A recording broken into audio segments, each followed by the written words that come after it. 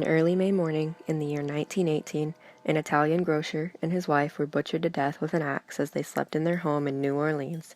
This event began the reign of terror, mystery, and paranoia that would haunt the citizens of New Orleans for the next year and a half. The perpetrator of these crimes would commit every single one with his weapon of choice, an axe. He would never use the same axe each time. He would take an axe from the household in which he had broken into and then proceed to use it on his victims. He broke down back doors with a chisel as the residents slept and snuck his way to their bedrooms, silently taking an axe to their heads, leaving the axe somewhere in their home on his way out.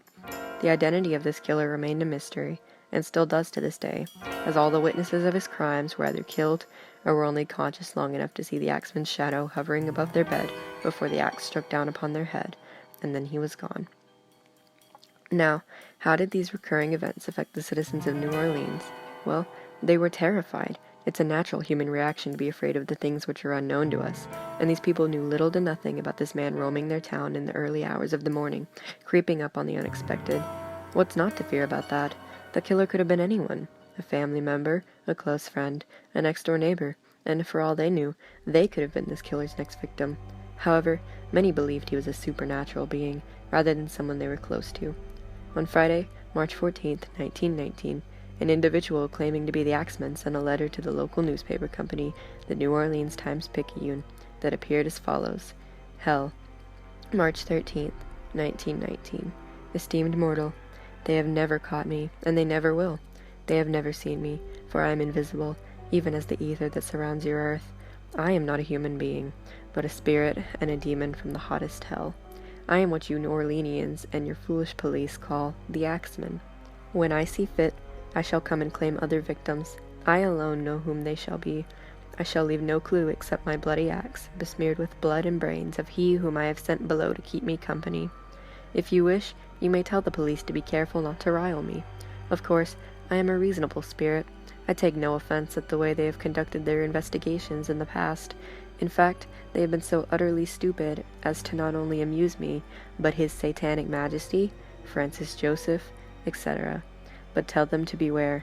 Let them not try to discover what I am, for it were better that they were never born than to incur the wrath of the Axeman. I don't think there is any need of such a warning, for I feel sure the police will always dodge me, as they have in the past. They are wise, and know how to keep away from all harm. Undoubtedly, you Orleanians think of me as the most horrible murderer, which I am, but I could be much worse if I wanted to. If I wished, I could pay a visit to your city every night. At will, I could slay thousands of your best citizens, for I am in close relationship with the angel of death. Now, to be exact, at 12:15 earthly time, on next Tuesday night, I am going to pass over New Orleans. In my infinite mercy, I am going to make a little proposition to you people. Here it is. I am very fond of jazz music, and I swear by all the devils in the nether regions that every person shall be spared in whose home a jazz band is in full swing at the time I have just mentioned. If everyone has a jazz band going, well, then, so much the better for you people. One thing is certain, and that is that some of your people who do not jazz it on Tuesday night, if there be any, will get the axe. Well, as I am cold and crave the warmth of my native Tartarus, and it is about time I leave your earthly home, I will cease my discourse, hoping that thou wilt publish this, that it may go well with thee. I have been, am, and will be the worst spirit that ever existed either in fact or realm of fancy. The Axeman. That night, the citizens of New Orleans followed the instructions they received to the best of their ability. Many houses blasted jazz music throughout the night. A local composer, Joseph John Davilla, even composed his own song titled The Mysterious Axeman's Jazz, which became a huge hit with the New Orleanians. The next morning, it was reported that the Axeman did not pay anyone a visit over the course of the night. However, the Axeman returned again late in the summer of the same year. On August 3rd, a young girl by the name of Sarah Lawman was attacked with an axe in the middle of the night. This particular event caused mass hysteria among the citizens of New Orleans. This occurrence was different than the rest. Normally, the Axeman had a specific type of people he attacked, and he would enter their homes in a specific way. All of his victims were either Italian or the owner of a grocery store, and he always entered their homes through the back door.